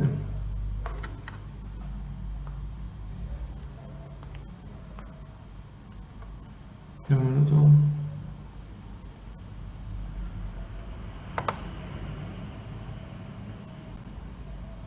Ok. Bien, entonces, primero las poligénicas, como les había mencionado en un principio, son enfermedades cuyo material genético ya está contenido el error para la síntesis de alguna proteína, de alguna sustancia que nos proteja ante ciertos factores, ya está contenido en los genes de nuestros padres, ¿sale? Ahora, la diferencia está en que estos no solamente necesitan de una expresión genética para expresar un error, un fallo o unos síntomas. Les puse el ejemplo del cáncer, de la diabetes y de la hipertensión. Las enfermedades poligénicas necesitan que el ambiente y que el huésped y que otros agentes interactúen. Recuerden cuando vieron triada ecológica, el agente, el huésped y el ambiente. Entonces ustedes son el huésped. ¿Quién es el agente etiológico en este caso? Pues un error genético, ¿no? Vamos a poner en el caso del cáncer les puse creo que el cáncer de pulmón, ¿sale? Ejemplo del cáncer de pulmón como enfermedad poligénica de naturaleza multifactorial. Sus papás, vamos a poner que su abuelito, el abuelito de ustedes, algunos abuelitos tuvo cáncer de pulmón y algún abuelito de su abuelito tuvo cáncer de pulmón, ¿sale? En este caso hay cierta factor hereditario. Eso no significa que ustedes vayan a desarrollar cáncer de pulmón, pero sí tienen una mayor probabilidad. ¿Por qué? Probablemente en la familia de ustedes o de la mía, el gen que codifica las enzimas del pulmón que metabolizan ciertas sustancias presentes en el aire, probablemente en este caso, en este ejemplo, se expresan en menor medida o se expresan mal. Así pues, tanto su tatarabuelo como su abuelo, como su papá, como ustedes, pueden tener esa expresión de ese gen, haciendo que las proteínas o las enzimas de la pared celular, del epitelio del pulmón, no sinteticen esa enzima y no puedan procesar bien, probablemente algunos gases, y se vayan acumulando esos gases o esos metabolitos de ese gas en la pared del pulmón, lo cual, como la enzima no lo está metabolizando, lo va a dañar y le va a desarrollar un cáncer, cosa que en otra persona expuesta a esa misma sustancia la misma cantidad de tiempo no le va a causar cáncer, porque esa persona no tenía la expresión genética con ese error de esa proteína o esa enzima que le defiende contra esas sustancias. ¿Me explico? Entonces, la naturaleza multifactorial de las enfermedades poligénicas las convierten en enfermedades un poco más complejas, ¿vale? Porque tengo que tener el gen, pero además tengo que estar expuesto a esa sustancia que mi gen cometió el error de no expresar esa proteína que iba a interactuar con esa sustancia. Además tengo que estar expuesto a esa sustancia cierta cantidad de tiempo y otros factores más como los nutricionales. Estoy expuesto a esa sustancia, pero además no como bien, no duermo bien, tengo mucho estrés, llevo muchos años expuesto a esa sustancia, aunado al hecho de que tengo el gen específico para no poder procesar esa sustancia, pues puedo desarrollar con mayor probabilidad cáncer de pulmón, ¿no? Lo mismo pasa con otras enfermedades. La diferencia entonces es que no es el gen el determinante, es un factor coadyuvante nada más, ¿sale? Eso sería entonces a las enfermedades poligénicas, ¿sale? ¿Qué más habíamos? A ver, vamos a analizar. No sé si ya quedó ejemplificado o claro, ¿quién lo preguntó? Nicole, ahí está un poquito más claro las poligénicas, cómo funcionan, cómo interactúan. Les di un ejemplo, hay muchos más. Creo que les di el ejemplo también del cáncer de mama, de la obesidad. No sé si estabas en ese momento en que lo expliqué. Tomos, quedó pendiente, sí. Ok, perfecto, sí. Vamos con... Ya está. Poligénica, Nicole, Dana, Giovanna. Ok. Giovanna dice, enfermedades ligadas a X. Ya te lo respondió Nicole, muy bien, por cierto. Nada más voy a agregar unas cositas de lo que respondió Nicole. Por ejemplo, de las ligadas a X, siguen siendo dentro de la categoría de enfermedades monogénicas. Las ligadas a X quiere decir que en este cromosoma, en el cromosoma X, en alguna de las porciones del gen del cromosoma X, recordemos que el cromosoma es el ADN condensado, ¿okay? La cromatina condensada. Ahí hay muchas cadenas de ADN plegadas y condensadas, ¿sale? Entonces, en una parte del gen, en alguna porción de este ADN plegado, una de sus partes, algún grupo de nucleótidos tienen un error y ese se encuentra en el cromosoma X, ¿sale? Entonces, el gen del cromosoma X, es decir, el ADN del cromosoma X de este gen, tiene un error en esta porción. Y puede ser un error que se traduzca a un tejido cualquiera, a una célula cualquiera. Eso no nos importa ahorita. Ahora, ¿cuál es la característica de este gen? De este cromosoma X que está dañado o mutado, ¿no? Primera, que se va a expresar en relación al género. Eso quiere decir que como los varones tenemos en el cromosoma X y Y, al solo tener un cromosoma X con un gen dañado en ese cromosoma, tenemos un 100% de probabilidades de heredar el problema. Puede ser grave, puede no ser grave, pero es característico de los hombres, porque no tenemos otra copia de respaldo. El gen Y no expresa a las proteínas que en este caso están ligadas a las enfermedades del gen X. como el de la hemofilia que les decía, ¿no? Afecta mayormente a los hombres.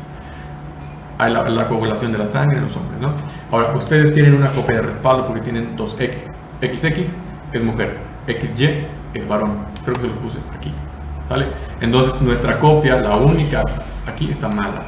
Entonces, hay una alta probabilidad de que desarrollemos una enfermedad. En cambio, ustedes, al tener dos X, vamos a poner que la X de la izquierda está mal, pero la X de la derecha está bien. Entonces, tienen unos genes idénticos que van a expresar esa proteína que el otro gen expresaba mal o no expresaba. Eso implica entonces que tienen una mayor protección contra esas enfermedades ligadas al gen X, que son un montón, que no vamos a ver ahorita, ¿vale? Entonces, su copia les protege, pero no les exime de tener la enfermedad. Pueden tener la enfermedad más leve, porque probablemente sí produzcan la proteína, pero la produzcan en menor medida, porque tienen que tener de los dos genes ocupados para ello, ¿no? Entonces, sí les puede dar, pero en un porcentaje de casos mucho menor que a los varones. A nosotros nos da prácticamente siempre, ¿no? Es muy raro que no se dé, si tenemos ese gen, ¿vale? Luego, las ligadas a Y también son de los hombres, porque recordemos que el varón es XY, cromosoma X más cromosoma Y. El Y las mujeres no lo tienen, ustedes no lo tienen, entonces su gen XX no tiene este problema, solo el gen Y, por lo cual el varón, al tener el gen Y y al determinar el sexo del neonato, del feto, primero va a tener el problema y además lo va a heredar. Si, por ejemplo, como el varón determina el género del feto, si el cromosoma que yo le voy a pasar a mi futuro hijo es X, entonces va a ser una niña, porque va a tener la mujer del X, ¿no? El hombre mantiene el X, nosotros damos el Y para que sea hombre o mujer, ¿no? Entonces el feto va a ser XX, lo que determina que sea una mujer, ¿no? Una niña. En este caso, si mi enfermedad es ligada a Y y yo pasé el cromosoma X y nació una niña, la niña no va a tener esa enfermedad. Pero si yo tengo el gen mutado del cromosoma Y y yo le paso el cromosoma Y al feto, es decir, van a ser un niño, el niño también van a nacer con la enfermedad, ¿sale? Entonces es característica las dos de los hombres. En el caso de las Y es típicamente masculina y en el caso de las X puede ser femenina, pero mayormente masculina, ¿sale? Bueno, no sé si ya estamos un poco más claros. Lo que explicó Nicole estuvo perfectamente bien.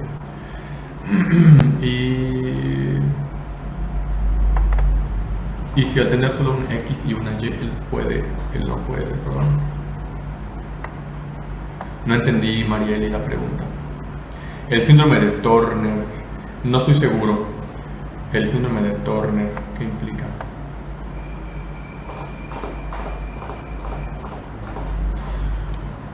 No, las enfermedades genéticas, lo que se puede reparar es durante la transcripción y la traducción. Se puede autorreparar el genoma, pero normalmente esas enfermedades no son ni siquiera ahorita tratables con terapia genética. O sea, no hay aún una manera de corregir esto. Se supone que están habiendo vías para ello, pero en este momento, hasta donde yo sé, no existe la manera en que se pueda reparar estos genes. Lo que sí puede pasar es que ustedes tengan el gen y no expresen la enfermedad por el ambiente favorable, etcétera, etcétera, etcétera. Pero no hay una modificación genética de esas enfermedades, hasta donde yo sé, ¿sale? Ok, perfecto, María, gracias. Bueno, entonces vamos a pasar, si no hay ninguna duda con esto, podemos seguir, si no, sin problema, pueden volver a insistir en algún punto, no pasa nada. Bueno, vamos con farmacología, apuntes generales de farmacología, ¿sale? Vamos a ver ahorita qué es un fármaco, primero que nada, ¿sale? En general, fármacos son cualquier sustancia que al interactuar con nuestro organismo desencadena una respuesta. Son generalmente favorables. Esa es una característica.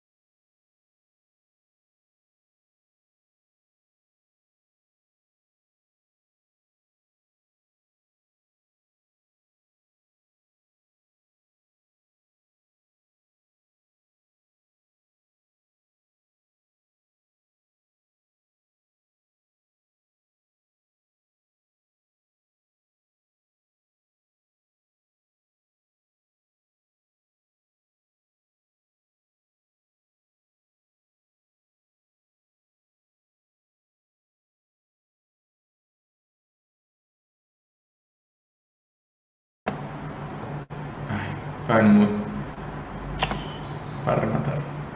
Perdón, ya está. Ahora sí. Perdón, ya está. Ya estoy, video, audio. Les decía una disculpa porque me quedé sin pila. Según yo tenía conectado a mi laptop, pero nada más estaba medio enchufado, entonces se me apagó. Bueno, vamos a ver sí.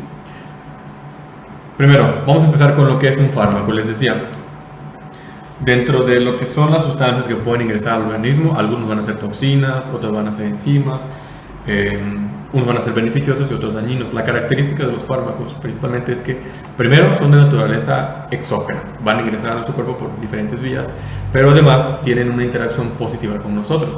Entonces, si nos inyectan algo y es tóxico, no es un fármaco, es una toxina. Entonces, los fármacos van a ser beneficiosos. Que pudieran llegar a tener efectos secundarios, pues eso es otra cosa. Entonces, el fármaco se va a definir como una sustancia que va a interactuar positivamente con nosotros, desencadenando una reacción beneficiosa, ¿sale? Generalmente con fines terapéuticos, es decir, reducir los signos o los síntomas de una enfermedad o curarla por completo, ¿okay? En términos generales, los fármacos los utilizamos en medicina, en odontología, en psiquiatría, en enfermería, etcétera, con el objetivo de prevenir enfermedades, complicaciones o sus complicaciones. También lo podemos utilizar para el diagnóstico de algunas enfermedades y para tratarlas en sí. ¿Okay? ¿Qué sustancias pudieran considerarse fármacos dentro de las que nos encontramos cotidianamente? Las hormonas, que si bien podemos producir nosotros, al ser de naturaleza endógena, no se consideran un fármaco. Cuando se sintetizan fuera del cuerpo y se administran por vía parenteral, entérica, etcétera, que lo vamos a ver, ya se convierte en un fármaco. Entonces hay fármacos de naturaleza hormonal, de naturaleza inmunógena, como los anticuerpos. Podemos recibir un suero con anticuerpos, una vacuna con anticuerpos, o algún antígeno inclusive para que desarrollemos una respuesta inmunológica, y por esta vía, al ser administrada de manera exógena, ya entonces se denomina fármaco. Hay muchas sustancias que pueden ser farmacológicas. No vamos a ver todas, como les decía, sino las más importantes, ¿sale? Aquí les puse hormonas como fármacos, los corticosteroides, por ejemplo, interleucinas como fármacos, mediadoras de la inflamación, de respuesta inmunológica, anticuerpos, mediadores de la respuesta humoral, también son fármacos, vacunas que pueden tener virus atenuados, virus modificados genéticamente, etcétera, ¿no? ¿Qué es lo importante también que debemos conocer de los fármacos? Normalmente esto, si ustedes ven en sus medicinas, hay una parte que dice excipiente. El excipiente es el líquido con el que se mezcla la sustancia activa para que pueda atravesar la barrera de la membrana celular y pueda interactuar con la célula y desencadenar una respuesta. Hay diferentes tipos de excipientes o diferentes tipos de sales, ¿no? Para que puedan ingresar a nuestro cuerpo. De los grupos populares y que manejamos típicamente, les voy a hablar nada más de los antibióticos y de los AINES, ¿sale? Tenemos medicamentos corticosteroides, opioides y de otra naturaleza que tampoco vamos a analizar a fondo, sino principalmente estos dos grupos, ¿sale? Ahora, los medicamentos se pueden clasificar por cómo se administran, por su sustancia activa, por el órgano al que acuden, por dónde se metabolizan, por si es un ácido o es una base, por el tipo de sal, etc. Entonces aquí les puse nada más una forma de clasificación según su vía de administración, ¿sale? Vamos a analizar esta principalmente, cómo pueden ingresar los fármacos y desencadenar una respuesta en nuestro sistema. Primero tenemos dos macrogrupos, que son los fármacos que se administran de vía externa, y los que se van a administrar por vía interna, ¿sale? Dentro de las vías externas tenemos a los que van a entrar o vamos a administrar por las mucosas, como la mucosa del ojo, la mucosa nasal o la mucosa bucal, ¿okay? Principalmente mucosa del ojo, de nariz, y ¿en qué ejemplos tenemos este tipo de medicamentos? Mediante gotas o ungüentos o cremas, por ejemplo, gotas para los ojos, irritantes. En este tipo de medicamentos podemos encontrar tanto antibióticos como corticoides, es decir, podemos tener algunos medicamentos de naturaleza corticoide, es decir, medicamentos hormonales administrados por la vía de la mucosa del ojo, ¿okay? Podemos tener medicamentos de naturaleza antibiótica, antiinflamatoria y corticoide aplicados por medio de ungüentos. Es decir, la vía por la que el medicamento puede ingresar a nuestro cuerpo es variable, pero un mismo medicamento puede tener diversas presentaciones, ¿sale? Hay gotas que tienen analgésicos, hay gotas que tienen de corticosteroides, hay gotas que tienen opioides. Entonces, esta solamente es una clasificación según la vía por la que va a ingresar a nuestro cuerpo. Entonces, la vía mucosa es por la mucosa del ojo, mucosa nasal, por ejemplo. En ejemplos, gotas o ungüentos. También como vía externa tenemos la piel, en este caso entran a través de la epidermis. En este ejemplo también tenemos a las cremas, a los ungüentos, etc. Estas mismas cremas o ungüentos pueden ser de naturaleza de antibióticos, antiinflamatorios, corticosteroides, analgésicos, etc. Por la vía externa también tenemos el ingreso por medio del oído, ¿okay? Que también puede ser mediante gotas o ungüentos. Y pueden ser antibióticos, antiinflamatorios y corticosteroides también, ¿sale? Esto vendría siendo lo que denominamos la vía externa de la administración de los medicamentos. Cualquier medicamento prácticamente que se les ocurra puede entrar por esta vía, ¿okay? No todos, pero sí muchos de ellos. Ahora, tenemos dentro de la vía interna los que entran por la vía entérica, por la vía parenteral y la vía inhalatoria. En la entérica tenemos una subdivisión. Dentro de los más populares son la vía oral. En la vía oral podemos tener por el ingreso directamente en la deglución o por vía sublingual.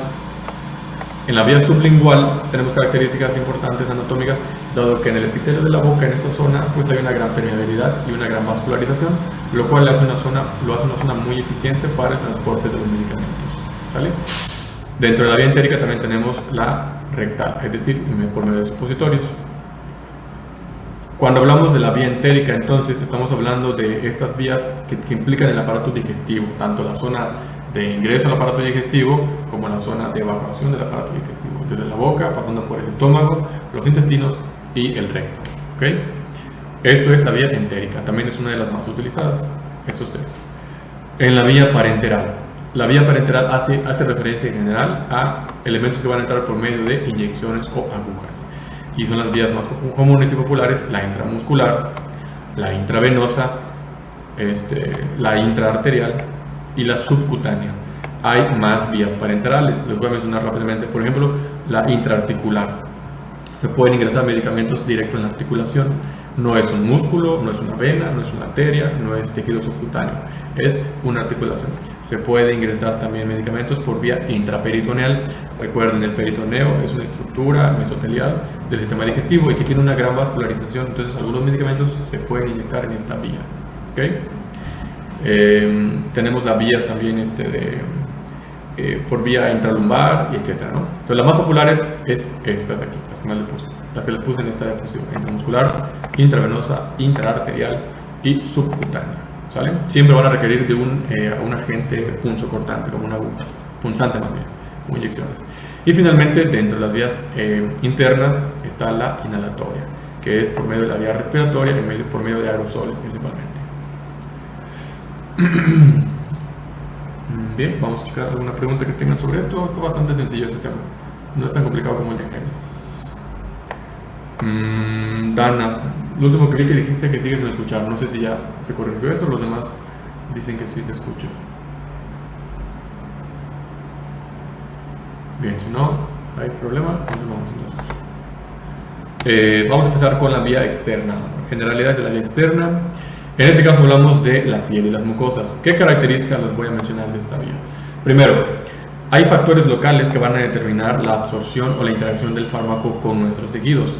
Por ejemplo, cuando hablamos de la vía externa, de la piel y las mucosas, hablamos de epitelios. Recordemos, por ejemplo, que la piel es un epitelio queratinizado, por lo cual es impermeable a algunas sustancias. Esto quiere decir que si elegimos un medicamento que vamos a aplicar por vía externa, debemos considerar la naturaleza del mismo. Entonces la piel es hidrofóbica, no hay un medicamento con base acuosa, no se va a absorber. Así pues, si ustedes ven una crema que dice de base acuosa, prácticamente es una crema que no va a tener una absorción eficaz y no va a funcionar del todo. Normalmente los medicamentos que se administran por esta vía tienen que tener una cierta liposolubilidad, es decir, su naturaleza estructuralmente es lipídica, para que puedan atravesar el epitelio. El epitelio, pues, recordemos que las células tienen una capa lipídica y al ser liposoluble los medicamentos pueden atravesarla de manera más eficaz, ¿no? Así pues, los medicamentos que se administran por vía externa van a depender de factores locales. Otro ejemplo que puede estar relacionado con la eficacia o la eficiencia de este tipo de medicamentos es el estado general de la piel. También tiene que ver, por ejemplo, la producción de sudor, la producción de sebo por las glándulas sebáceas, el pH, el estado de continuidad de la piel, si hay alguna rasgadura, alguna cortadura. Todo esto puede modificar el índice de absorción del medicamento, lo cual va a repercutir también en su eficacia, ¿okay? Entonces no podemos utilizar medicamentos en pieles laceradas, heridas o con inflamación. Necesitamos que tengan ciertas condiciones para que pueda funcionar. Lo mismo sucede por la vía nasal, la mucosa nasal. En este caso, la mucosa nasal tiene un epitelio que tiene una cierta cantidad de moco. Esto mismo puede repercutir en el nivel de absorción del medicamento. Entonces hay que limpiar las vías, desobstruirlas para que pueda haber una aplicación correcta y se pueda absorber de forma adecuada, ¿okay? También tiene que ver factores sistémicos con la vía externa, ya llámese la piel o mucosa de los ojos o de la nariz.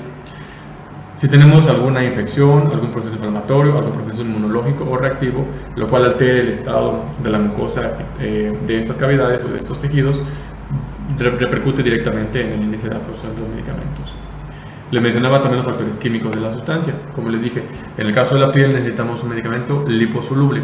Ahora, por ejemplo, en el caso de los ojos o el de la mucosa nasal, puede ser un medicamento hidrosoluble, es decir, se puede absorber por medio de estas paredes, porque no tenemos un estrato córneo queratinizado, como si lo teníamos en la piel, que recordemos, una de las características de era su impermeabilidad a sustancias hidrosolubles, ¿okay? Y también tiene que ver los factores geográficos. Por ejemplo, hablando de algunos ungüentos y medicamentos aplicados por vía externa, en el caso de piel, el grosor de la piel tiene que ver. No es lo mismo el índice de absorción de un medicamento que se aplica en la piel de la cara, donde el epitelio es más delgado y no está tan queratinizado, al epitelio que se encuentra, por ejemplo, en las manos, donde tenemos una capa gruesa y una capa resistente y que no permite tanto el paso de estas sustancias, ¿okay? Entonces los factores geográficos, el donde se aplica, repercute en esto. Esto se puede, ¿cómo se dice?, compensar aumentando la dosis del medicamento, por ejemplo, para cremas que tienen que ver en tejidos muy queratinizados de la piel, en zonas, por ejemplo, cremas de la cara, cremas para la mano, cremas para el cuerpo. Si ustedes se fijan, tiene ciertos componentes que varían. ¿Por qué? Porque el epitelio de esas estructuras cambia. Entonces, una crema que es para las manos probablemente sea un poco irritante, o algún ungüento que sea para las manos o para otra parte del cuerpo que no sea la cara, pudiera ser ligeramente irritante o traumático para la piel de la cara, que es más delicada, es más débil, es un poquito menos densa estas capas, ¿no? Entonces todo esto lo consideramos dentro de